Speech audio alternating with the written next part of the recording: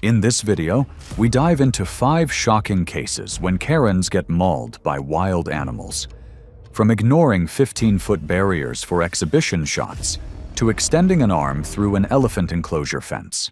First, we travel to upstate New York, where Diane Pelletier extended her camera through a gap in the fence she was explicitly warned not to approach. It was March 22, 2013, in upstate New York. The polar bear exhibit sat at the north end of the property, a concrete enclosure with a deep pool and artificial ice shelves. Chain-link fencing separated the public viewing area from a keeper walkway that ran behind the exhibit. Diane Pelletier, 41, was a Manhattan high school art teacher and serious wildlife photography hobbyist. She drove 3 hours to photograph a polar bear for an upcoming community art exhibition, bringing 2 cameras and a tripod. She had called the zoo twice beforehand about photography access. At the entrance, she complained the public barriers would ruin her shots and demanded access to restricted areas, citing her deadline and professional status as an educator. After a 20-minute argument, staff allowed her onto the keeper walkway with a signed liability waiver and clear instructions to stay at least 15 feet from the barrier fence. She agreed, but set up 8 feet away, waving off reminders. The 950-pound male polar bear had been pacing since morning feeding and was unusually active. Warning signs noted the animal could reach through fence gaps. Diane moved her tripod to 6 feet from the fence. The bear stopped pacing, faced her, and tracked her movements. Staff called out twice about the distance rule. She replied she knew what she was doing. The bear began moving slowly toward her. Male polar bears weigh 700 to 1,500 pounds and are among the largest land carnivores. Documented attacks between 1870 and 2014 show a significant fatality rate. With immense strength, a bite force around 1,200 pounds per square inch, and no natural fear of humans, they are apex predators. In captivity, they may fixate on human movement and can be unpredictably aggressive, often observing before striking. Diane crouched 6 feet from the fence, extending her camera through a gap for a close-up. The bear had been watching from 12 feet away. When the lens pushed through, he moved forward in 3 strides, reaching the fence in 4 seconds. His right paw shot through the gap, claws raking across Diane's face and neck from temple to jaw. Her cheekbone fractured on impact. Blood sprayed across the concrete. She screamed and fell backward. The second strike caught her shoulder, breaking her clavicle. The bear pressed against the fence, both paws swiping through gaps. He hooked her left ankle and pulled with tremendous force, dragging her leg through the fence up to her knee. His jaws closed around her lower leg, crushing the tibia and fibula. He shook his head violently. The bear repositioned and his jaws closed around her head and neck from the left side. Teeth penetrated deeply at the temple and neck. The crushing force caused severe skull fractures and catastrophic damage. The bite lasted 4 seconds. Diane's body went limp. A staff member arrived and sprayed a fire extinguisher at the bear's face. The bear released and backed away. 50 seconds had passed since the first strike. Diane lay motionless with massive head and neck trauma. Blood pooled beneath her head. She was not breathing. Emergency responders arrived 8 minutes after the call. Diane had no pulse and was not breathing. She showed no signs of life upon assessment. Pupils were fixed and dilated, and resuscitation efforts were initiated but unsuccessful. Resuscitation efforts continued for 12 minutes before she was pronounced dead at the scene. The medical examiner ruled the cause of death as catastrophic skull fracture with severe traumatic brain injury and massive neck trauma. Multiple fractures to the temporal and parietal bones drove fragments into brain tissue. Injuries incompatible with life. Additional injuries included severe facial lacerations, a fractured clavicle, and compound fractures of the tibia and fibula with significant tissue loss. Her recovered camera contained 47 photos taken between 10:15 a.m. and 11:43 a.m.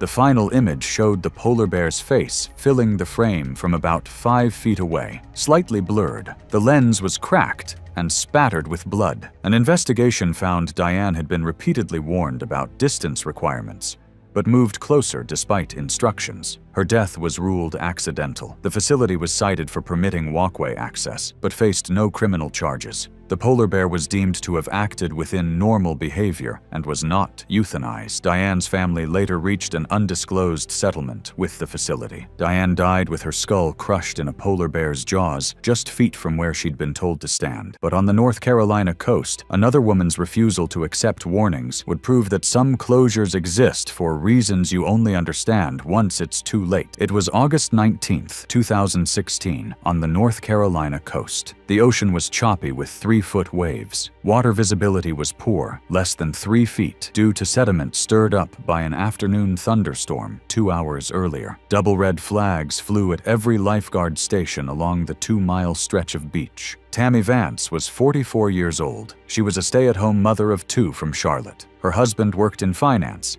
and she managed the household and family schedules. They were staying at a resort 3 blocks from the beach for a week-long vacation. This was their 4th day of the trip. Tammy had complained multiple times about weather and beach conditions interfering with her plans. When lifeguards announced the beach closure, Tammy approached the station and argued loudly. She stated she had paid for beach access as part of her resort package and dismissed the marine life warning as exaggerated. When told a shark had been spotted twice recently, she said the beach was too crowded for sharks to be a real threat. She demanded to speak to a supervisor. The beach patrol coordinator arrived and repeated the warnings. Tammy said she would be filing a complaint about her vacation being ruined. She returned to her family's beach setup and waited. During a lifeguard shift change, she saw no lifeguards in her immediate area and waded quickly into the water, moving to waist depth approximately 40 feet from shore. The double red flags had been posted since 4:30 p.m. 3 separate shark sightings had been reported by fishing boats offshore. The water was unusually murky, a condition known to increase shark activity near shore. Other beachgoers had packed up and left without complaint. The sun was low on the horizon. Feeding time for many marine predators typically occurs at dawn and dusk. Bull sharks typically measure 7 to 11 feet and weigh 200 to 500 pounds. Unlike most sharks, they can survive in both saltwater and freshwater.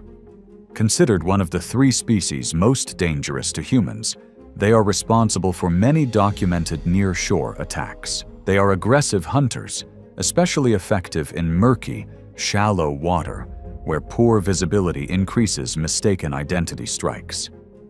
Bull sharks commonly patrol coastal areas, estuaries, and river mouths, often in water less than 5 feet deep. Tammy stood in water 4 feet deep, 40 feet from the shoreline, facing toward the beach. A bull shark, approximately 7.5 feet long and weighing roughly 290 pounds, had been cruising parallel to shore in 5 to 6 feet of water.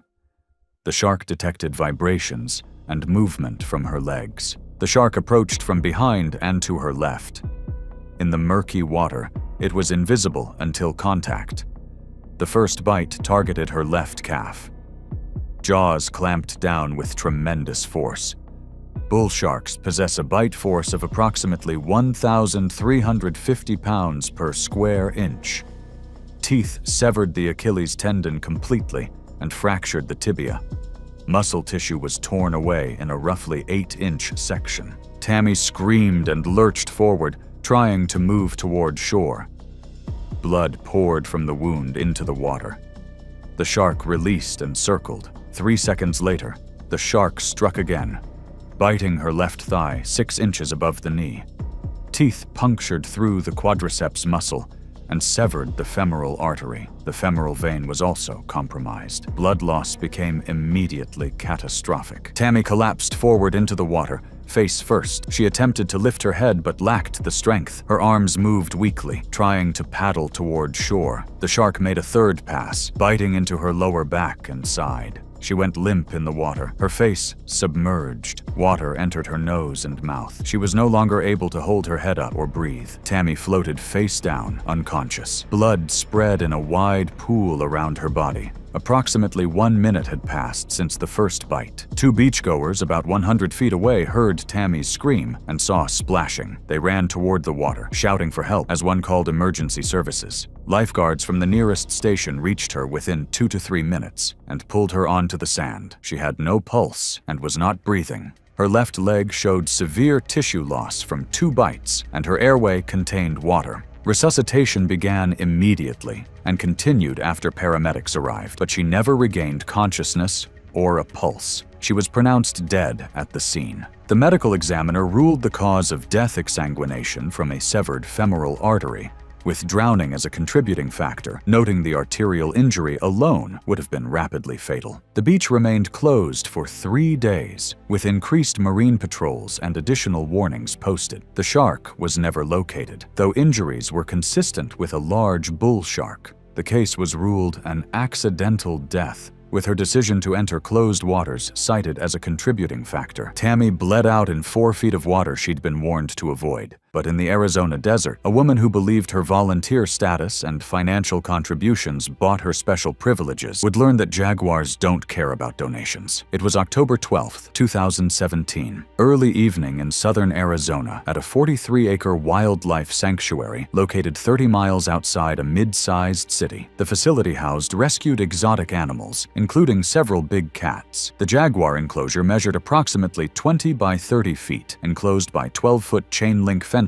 over a concrete floor. Denise Harmon, 46, was a housewife from Scottsdale married to a successful real estate developer. With substantial free time, she volunteered monthly for 2 years and had donated more than $50,000. She sat on the donor advisory board and had developed a particular fascination with the male jaguar, frequently asking staff about his history and behavior. Denise repeatedly requested private photography access, citing her donations and suggesting major donors deserved special treatment. Staff explained that safety rules applied to everyone. Frustrated, she implied her contributions might depend on special access. The director eventually allowed her into a supervised feeding observation area, still behind a secondary barrier. That evening, she arrived with a professional camera, and an intern reminded her to stay behind the barrier. The male jaguar weighed about 220 pounds, was 9 years old, rescued from illegal breeding 3 years prior, and had a history of aggression toward handlers. Feeding used a secured chute to prevent human contact. Sanctuary policy prohibited anyone within 10 feet of the enclosure. The jaguar had been fed 30 minutes earlier and was resting on a high platform. Jaguars typically weigh between 120 and 250 pounds. They possess the strongest bite force relative to body size among big cats, estimated between 1,500 and 2,000 pounds per square inch, capable of crushing bone and piercing skulls. They are ambush predators, killing with precise bites to the head or neck. In captivity, especially males, they can be territorial and unpredictable. Denise stepped beyond the secondary barrier, standing roughly 6 feet from the chain-link fence, 4 feet closer than instructed. The intern briefly left the area to retrieve cleaning supplies from a nearby shed, leaving her unsupervised for less than a minute. Alone, Denise moved closer still. From her jacket pocket, she removed a small piece of meat taken from the feeding area. She extended her right hand through a gap in the chain-link fence, holding the meat on her palm and making soft, clicking sounds. The jaguar had been watching her from about 15 feet away. When her arm passed through the fence, he rose immediately and descended from the platform. Moving low and silent along the enclosure wall, he covered the distance in seconds. As he neared, Denise pushed her arm farther through the gap. The jaguar struck with his right paw, claws extended, hooking into her wrist. With a powerful pull, he dragged her hand and forearm through the fence up to the elbow. Denise screamed and tried to yank free. His jaws clamped down on her forearm. Teeth penetrated both sides of the limb.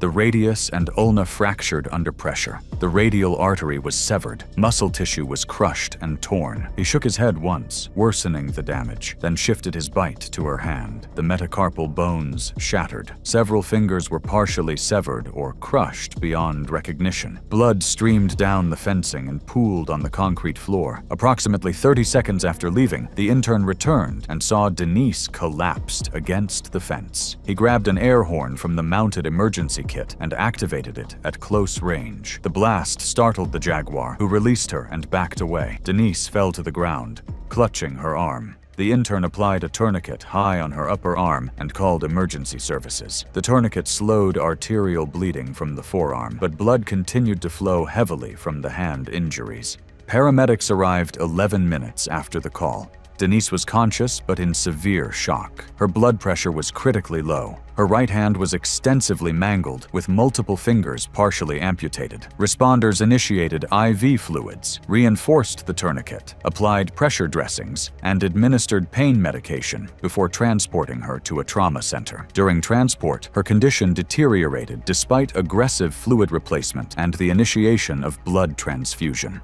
She went into hemorrhagic shock. 17 minutes into the ambulance ride, she suffered cardiac arrest. Resuscitation efforts continued en route and upon arrival at the hospital, but were unsuccessful. She was pronounced dead 34 minutes after the attack. The medical examiner determined the cause of death to be exsanguination, leading to hemorrhagic shock and cardiac arrest. Severe traumatic injury to the right forearm and hand, including arterial destruction, resulted in blood loss beyond survivable limits despite intervention. Multiple regulatory agencies investigated the sanctuary. Violations were cited for allowing a donor into a restricted proximity area, inadequate supervision during the observation period, and failure to enforce established safety barriers. The facility's license was suspended for 6 months, and it was placed on probation. Denise's wealth couldn't protect her from bleeding out through a jaguar's bite.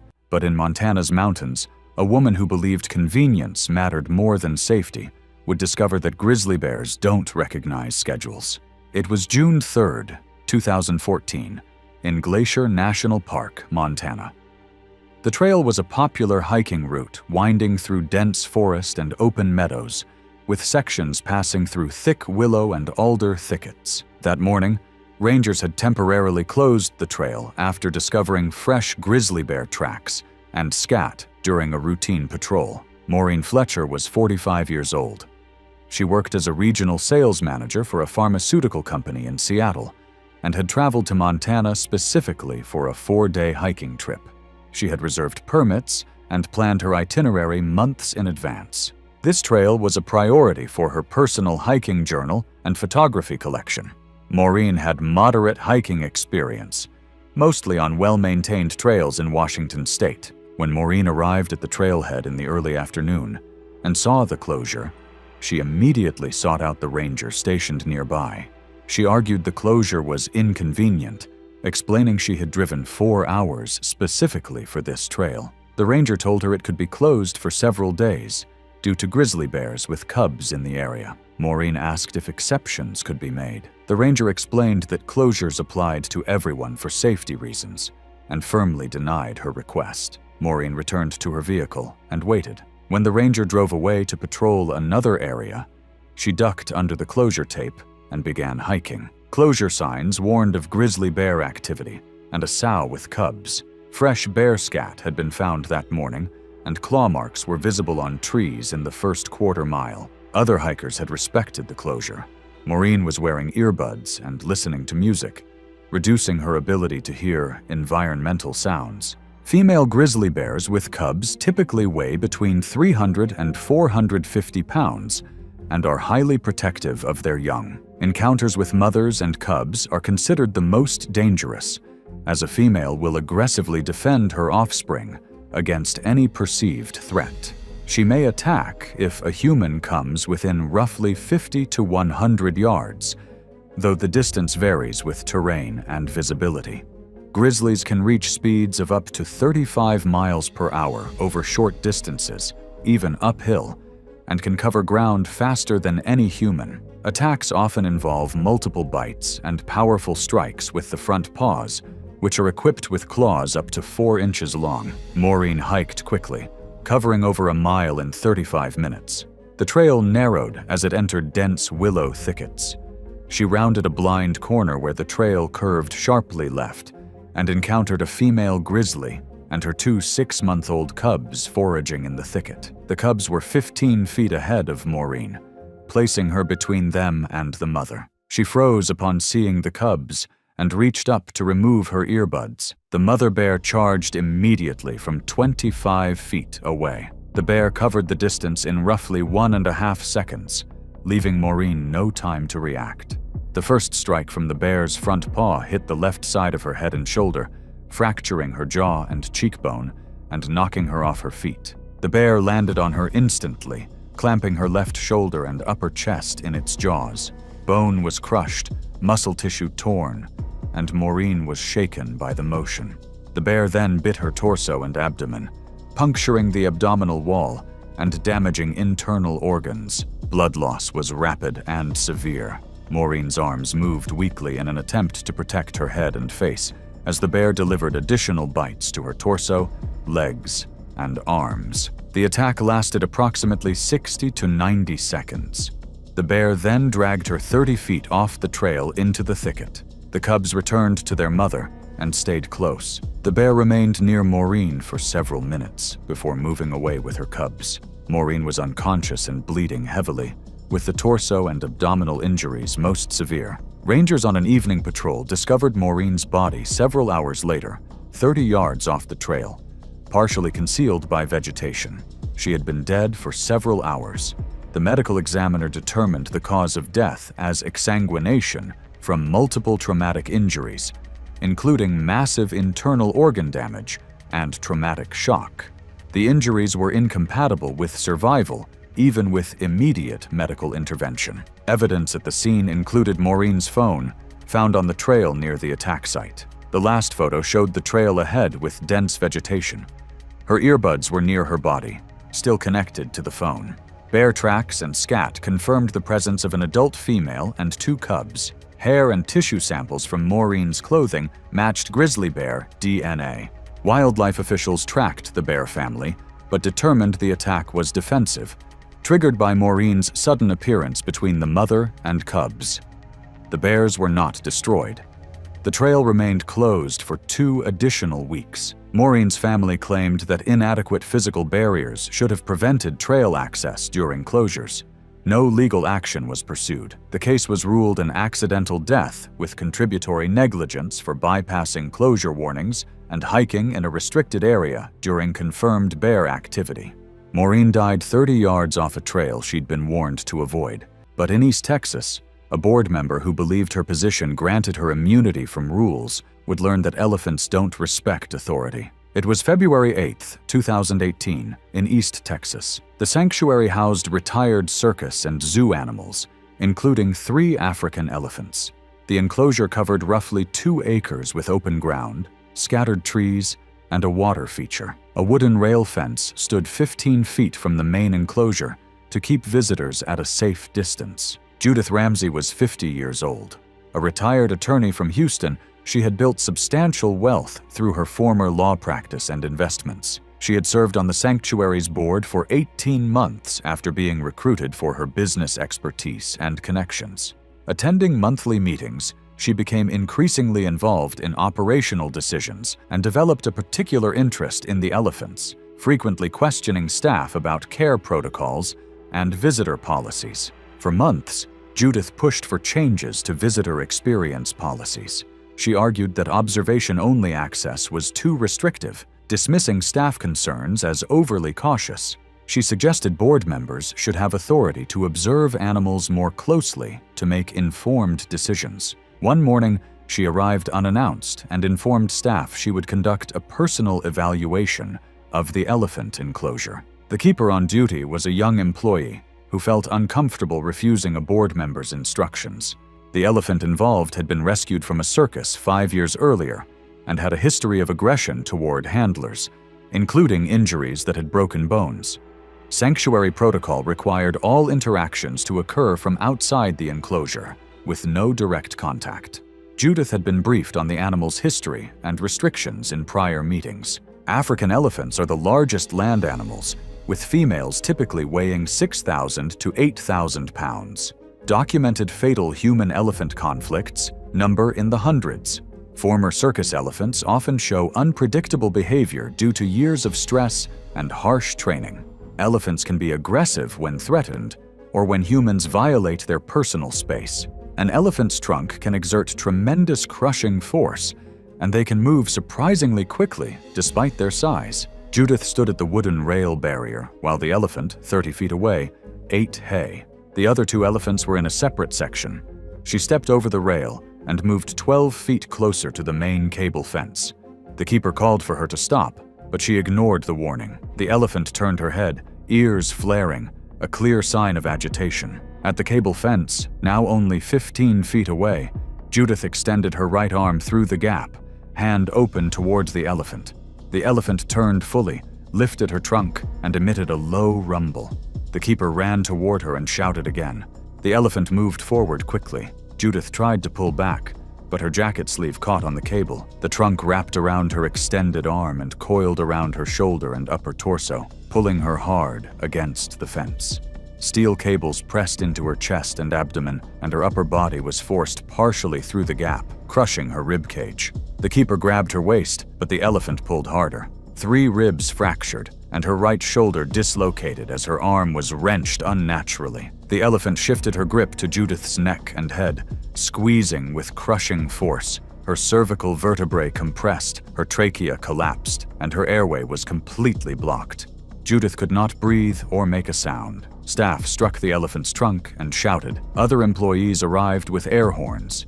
The elephant released after roughly 15 seconds. Judith slumped against the fence, unconscious, face dark red and purple from lack of oxygen. Staff pulled her through the fence cables and laid her on the ground. Her neck showed severe trauma with visible bruising, swelling, and deformity. Emergency responders arrived 12 minutes later. Judith had no pulse and no respiratory effort. Resuscitation attempts failed, and she was pronounced dead at the scene. The medical examiner listed the cause of death as asphyxiation due to crushing trauma to the neck and trachea, with complete airway obstruction. Contributing factors included cervical spine injury, fractured ribs, and shoulder dislocation. The report noted the trachea had been completely crushed, resulting in death within minutes. Time of death was estimated at 3 to 4 minutes after the initial trunk constriction. Multiple regulatory agencies investigated the sanctuary. Violations were cited for inadequate enforcement of safety barriers, allowing a board member to bypass protocols, and insufficient supervision. The facility's operating license was suspended, the director resigned, and the keeper was placed on administrative leave. Judith's family filed a lawsuit against the sanctuary, which was settled out of court 11 months later for an undisclosed amount. The elephant was not euthanized and was transferred to a larger facility with more secure enclosures and stricter protocols. The sanctuary implemented a comprehensive policy prohibiting any board member, volunteer, or visitor from entering restricted areas or approaching within 25 feet of any large animal. Physical barriers were reinforced, and additional staff training was mandated. Thanks for watching. If you liked these stories, click here.